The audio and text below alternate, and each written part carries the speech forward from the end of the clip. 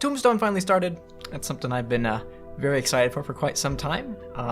This is this is certainly one of the more unique parts about my setting that I really like. I want to do something new with tieflings by making them into devil folk instead and giving them a different origin and a reason to not be all exclusively pretty boys, and instead a reason to truly go for the more ugly designs. We have that reflected with Elysius, Peter's character, quite well, who has not received art from Cal yet, and thus he does not yet look like a twink. I don't know how Cal will find a way to make Elysius look like a twink, but it is an inevitability. That's just how Cal works.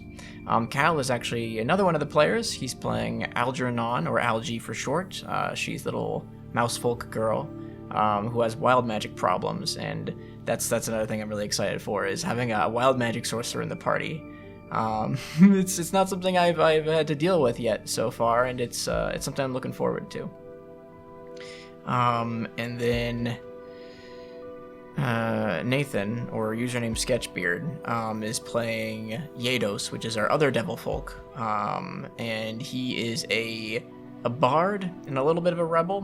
His parents are demanding of him and want him to be a proper wizard or sorcerer or some kind of arcane class, and he's having none of it. And we'll get into him and his social life later. Same with all the characters. That's something I'm really excited about for this campaign, is that all the characters have family and stories behind them, and that's something that you don't always get for all the campaigns. Sometimes your characters are just like, your players are just like, I hadn't thought to put any thought into my past, my parents, where they are, whether or not they're alive or dead or not, that kind of stuff. And this time around, we do have characters that do have a substantial, not necessarily a substantial backstory, but they have like an actual family and connections to the world that are rooting them in place, which I'm quite happy about. And then our last player, we have Irv, who is playing Scriggle D-Scrag. He also has a family. And he is an artificer who we just updated from the Unearthed Arcana version to the Eberron book version. So I don't quite know exactly what he's 100% capable of. That's something I need to go and research myself, in all honesty. But yeah, it's a very unbalanced party. We've got, in the order that I've listed them in this video, we've got a wizard, a sorcerer, a bard, and an artificer, which you might have noticed that these are all, to some degree or another, things that are considered squishies or support characters. They don't really have a proper tank. Peter rolled HP for Elysius, and he rolled ridiculously well, so Elysius is actually, that combined with a decent con score, he's actually fairly tanky for a wizard. So he's the closest thing they have to a tank, but he's still a wizard, so there's only so much tanking a wizard can do. But for my campaigns, balance doesn't tend to be a problem. I trust my players are creative enough that they can think up solutions for their shortcomings, and if not, well, then I guess I'll have to think up solutions for their shortcomings or tailor challenges to them. This time around, I think we would benefit from a summation of the session to, I guess, comb through for talking points, because a lot happened. It was a very long session. I can't just jump around like I have for the campaign diaries for the other campaign. But to begin with, they were at the chess club room. They were playing chess or just doofing around or waking up from their storage closet. And it was a fun little bit of roleplay. I thought the players went great. They did great. They did a great job introducing their characters, and I was able to kind of introduce the setting, but in a very no-nonsense, quick, rapid-fire way. So there's a few details that certainly got glossed over and slipped through the cracks. But anywho, they go from the chess club room to meet with Jolene Clove, who is in charge of the ASP program. The P, of course, standing for program, and me saying ASP program, of course, is redundant because then it's, I forget what the first thing is, AS program, but I'm still going to call it the ASP program because that's just how my brain works, so I'm sorry if that irritates anyone. What was it? Adventuring Supplemental Program, I think is what ASP stands for, or Adventurer Supplemental Program, something like that. I'll go double check my notes in a bit. And if I'm wrong, then I'll flash it up on screen. Anything come up? No, we're good? Alright, we're gonna continue. So then they got their quest, which was to investigate into some missing children, and now a missing groundskeeper who also went to go investigate these missing children. And for that quest, they venture into the Tangle, which was effectively a park, a city park, that a druid then turned into a proper forest with all sorts of magical enchantments, and the trees being shaped in certain ways to allow for traversal on those trees across the park itself. It's also got a bit of a TARDIS effect on it, where it's bigger on the inside than on the outside. So it's an interesting place. It's certainly an interesting set piece. I'll probably find another use for it at some point in time, but at this point in time, I don't currently have any plans to place too many major events or encounters in the Tangle itself. But it is like the last little bit of nature left in this city without having to go outside the city. So we gloss over the Tangle for the most part because, again, it's not meant to be a dangerous area. And then they come across the gingerbread house, and there's a brief moment where they try and eat it first, and then they eventually go inside. In that sense, the scene where they went to a restaurant and stole forks and a butter knife and 4 fortune cookies is technically relevant because it did come up in that scene because they tried to eat the gingerbread house. But other than that, no, that scene at the restaurant was not planned. That was improv. I'm glad it happened, though, and I'm certainly going to go read through those prophecies and see if I can find a way to make them happen, or at the very least lead events in such a way that that it's possible that it could come true, coincidentally or not. So I'm glad that some really good stuff happened in that fork stealing scene, but no, they absolutely did not need to go and steal a fork to eat from this gingerbread house. They enough of the characters have families and aren't completely poor and could just have gotten forks from their families if they cared enough. But it was a nice little bonding scene, so I did enjoy that. Anywho, back to the topic at hand. So they go inside this gingerbread house, and my plan for this dungeon was to make it really trippy. Like, not so trippy that it's like not comprehensible whatsoever, but I wanted there to be a lot of things that were magically off about it. And there's a reason why this extra dimensional space is as weird as it is, because its creator is one of the mad elves underneath the city. I haven't named this one in particular yet, because it's just not necessary at this point in time. But the gingerbread house's creator, the reason why there's so much weirdness going on about it is, well, because its creator was quite mad. And for me, these extra dimensional pocket dimensions and whatnot, they, for my setting anyways, they're influenced and created by one's mental state, most certainly. And so this person being mad is reflected in the things that they encounter. And so its default state is a shack of poor construction.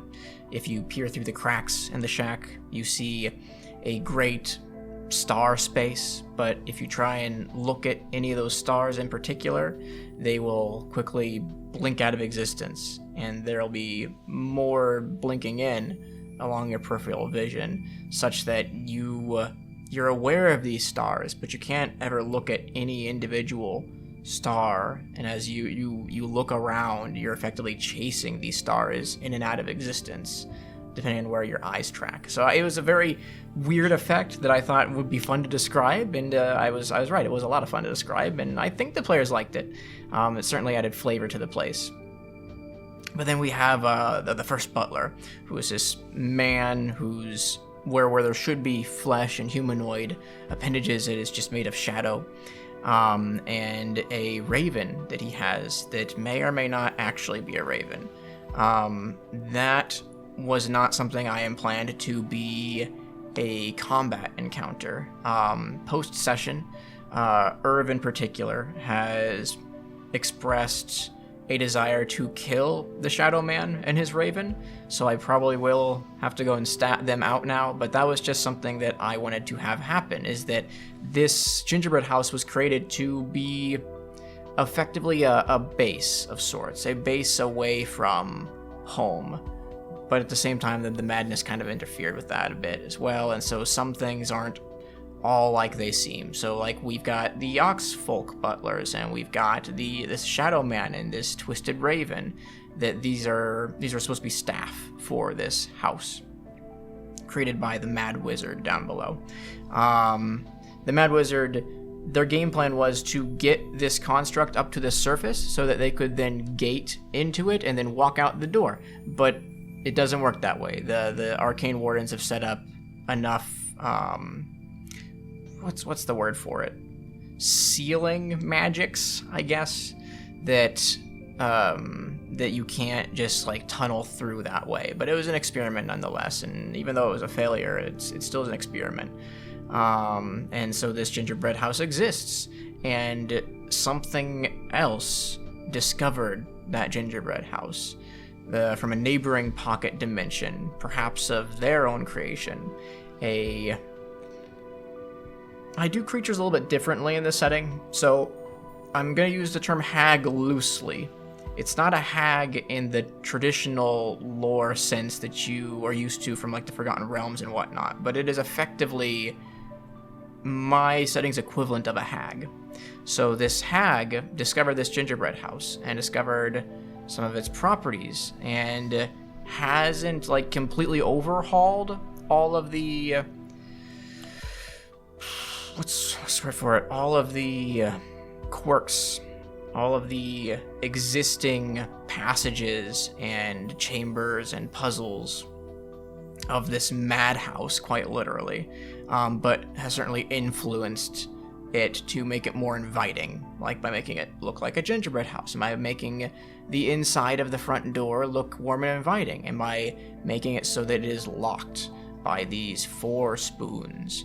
And so this hag, it's very much a classic sense of Hansel and Gretel, where the hag wants to tempt in the children so that it can then fatten the children up and then eat the children. So in this sense, the children are not yet in any danger. It is within the hag's best interest to keep the children alive because they're not fat enough yet. And so the players, of course, don't know this. They have not discovered the hag. This is me telling you what my intention here is. But the hag is not the master of the house. The hag is not the same as the creator, or at least the initial creator of this gingerbread house. So as they traverse this place, there are certain areas that defy physics, and that also defied the general, what's the word for it? The general sense of a structure, as opposed to one following the rules of architecture. Like, for example, the roof being much on a lower floor than one would expect from the outside, and stairs in a shack that go up to another floor in a shack that doesn't really track or make much sense there either. When they see 6 doors, effectively there are not 6 doors, there are 3 doors. 2 of each of those doors, each of the doors is just repeated 2 times. And so because they both lead to through the same doorway, it creates some weird effects there. So for example, I had a lot of fun with the players there, where Scriggle decided to crawl through the doorway slowly and cautiously, while his other friends were at the other doorway, and because they could see through the doorway, they could see Scriggle coming through, but because he wasn't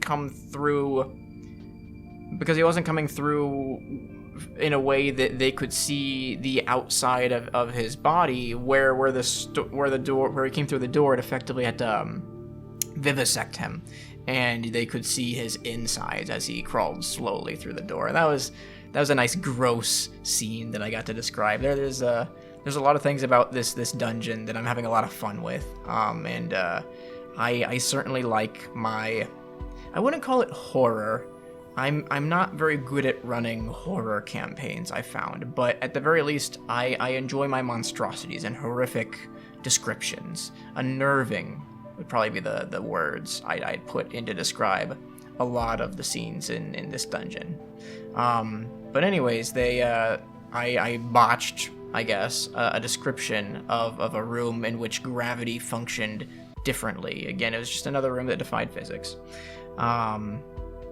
And so the players were a bit too cautious going into it. But then once I drew it out and explained it in a new way, then they understood what was going on. They're like, oh yeah, let's go inside this room. And there's a room full of levers. And I had what's the word for it? A program that was going to generate random encounters. And I had a few of the encounters I knew that was going to come up prepped off to the side, and I failed on multiple parts. And so eventually, there was a brief moment of panic. I didn't let it on to the players, I don't feel. And then I ended up having to improv what those levers did. So my first easy thing was, while I was effectively stalling for time to figure out what the next encounter would be, I was like, what if it flips the door on and off? Where before they could journey through this portal in this shack area to this area that, in terms of what everyone can see, is in a completely different dungeon of Dwarven creation. Again, not dungeon as in literal dungeon. Dungeon as in video game terms. And so what if that portal, if you want to call it that, from that portion of a pocket dimension to another pocket dimension could be cut off? So then I had that go into play, and then that allowed me to stall for time, and I'm like, okay, so here's what I got. I want there to be some minor monstrosities, so then it's just a matter of when these monsters spawn, I need to be able to describe something horrific, which is something that I think I'm decent at. So I effectively had a Mr. Potato Head with feet and long skinny arms, whose entire body was covered in ears, which is a suitably strange, gross image that I was quite pleased with. And the party had some fun with this encounter, and I improvised what it could do. I went and briefly looked at Imp, because it was a stat block I had open from the previous campaign that was just on my desktop, and I could easily go and look at my image, my notes for it. And I loosely based its damage calculations and HP and whatnot off from that. But I wanted it to attack in a weird way. I spur of the moment decided that it doesn't attack physically, but it can only attack through physical contact. So it'll bump into someone, and then I should have just made it a save, just period. Or I should have had that bumping into someone be that roll to hit. But instead I decided that bumping into someone, if I didn't roll to hit and if I missed, if I didn't beat their AC, then it didn't happen anything more than a headache. But if I did hit, it was a full-on psychic attack that could get worse. And that was me simulating the Imp's poison effect, was it could get worse. But I'm like, I want to assign a new, fancier save to it. We're going to make it an intelligence check, since it is literally an attack on your mind. And it didn't get to do its big effect there, so I didn't have to improv something terrible happening to Lysias. But that was effectively that encounter. And then after that, the players are just like, yeah, we're just gonna start killing whatever comes down there. So then it was just a matter of me like, okay, I'm just gonna start describing these horrors, or even outsourcing those horrors descriptions to the party while I stall and try and make an actual threat, an actual encounter. And luckily, I didn't need to get to that point where I had to make an actual threatening encounter, because they eventually were lucky enough that they found the right lever, which I simulated those lever luck thing through die rolls. Then the door itself was black, and my initial intention was that they were supposed to be faked out and think that maybe it was one of those portals of annihilation that you see like in the Tomb of Horrors or whatnot. But in truth, it was just a regular-ass portal that would have gone to the next room. But they misinterpreted it as that black starry effect that I described earlier. And they thought, wait a moment, what if we flip that switch that we know does stuff with doors already? And like, you know what, that's clever enough. I'll have that work. And so then instead of it just being a portal that would have worked anyways, now it's a door that will work anyways. They seem to really like that because again, it rewards them. It makes them think that they figured out a puzzle, even though, oh boy, that room was almost entirely improv. There was no puzzle. So I feel like quite the con artist when it came to that room, but they seem to enjoy it well enough. The other two rooms they ignored involved corpses and an eagle, and perhaps they'll go investigate those other rooms, perhaps not. So at this point in time, I'm not going to spoil them because I think it'll be fun to watch their reaction to it.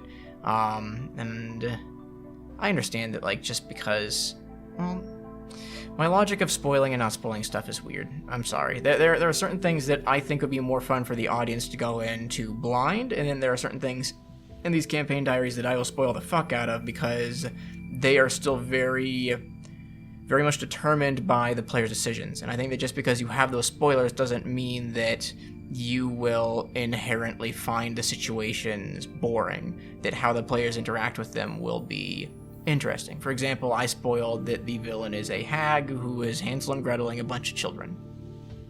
That's something the players don't know. And I think that's an okay spoiler because it doesn't tell you what the hag can do. It doesn't tell you what the hag is capable of. It doesn't show you where the spoons are. It doesn't show you what the players are going to do when they confront this hag, which children are alive, which children are dead. There's still a lot of questions there. So for me personally, I think that spoiler is just fine. But anyways, back to the topic at hand. They went into this hallway, and this hallway they were not at all quiet about, and it is being patrolled by two Oxman butlers.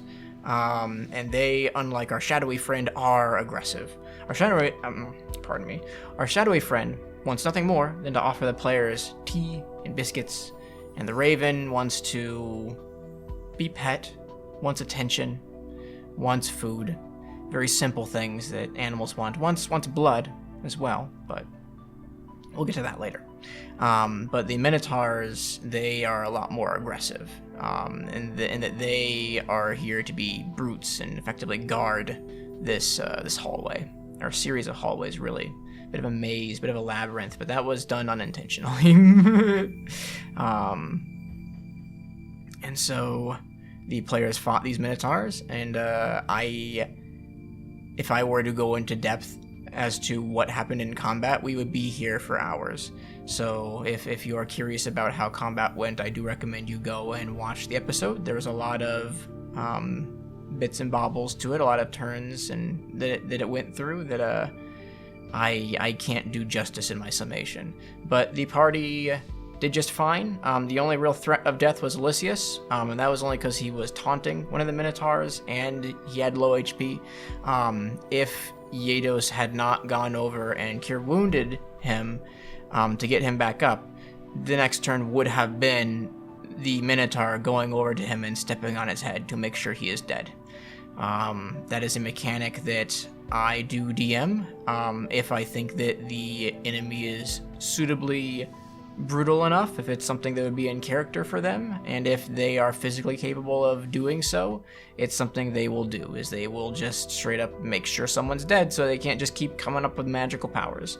On top of that, we did get to introduce my home rule of people getting levels of exhaustion when they come back via magical healing, because otherwise, between Paladins Lay on Hands and the Just there's a lot of casters get access to Healing Word, which is a bonus action, so you still have your regular action on top of that. So effectively, so long as you still have spell slots for it, Healing Word is just a get-out-of-jail-free card. Doesn't cost the players any momentum in terms of the action economy, and it gets someone back up. And so because of the way that 5e is balanced. It makes it so that that going unconscious, hitting 0 HP or lower, effectively is meaningless.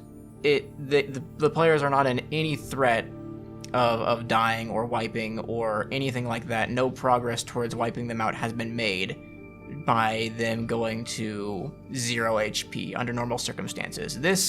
Introducing these levels of exhaustion is my way of hopefully mitigating that.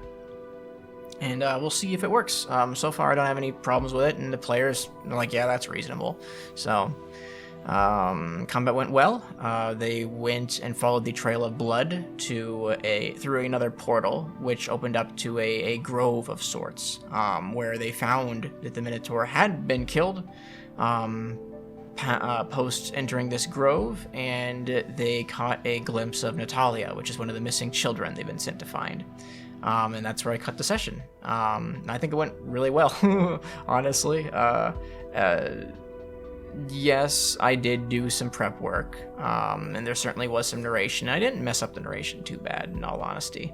The first bit of narration, I was spot on. That was just about perfect. The second bit of narration, where they went to the Tangle, I did goof that a little bit, but I thought it was still agreeable enough that people still understood what was going on for the most part. But the session overall went fantastic. I could not have asked for better, in all honesty, considering that a good chunk of that was improv. Which yes, ideally you want to mitigate improv wherever possible, but I have found that I myself do very good under that kind of pressure, and so I did as much prep work as I could, and hammered out as much as I could, and then there were just certain things that I'm like, I can't hammer this out. This is just gonna be spur of the moment, and we'll see what happens. I'm a dumbass, and I saved some of my prep work for the last second, and I didn't get enough done. But anywho, session went fantastic. That's about it. I'm excited to see where it goes from here. I don't really have any big plot pieces to poke about with in terms of me talking to you about them, but you'll notice that this video did go up a day or two later than I expected. It's because I've decided to try a new thing where I give the session a bit more time to digest before I talk about it, because I'm gonna have to go and film a new campaign diary for the Crimson Anvil campaign now, because I filmed that campaign diary like the day after, and I didn't give enough time to really brew.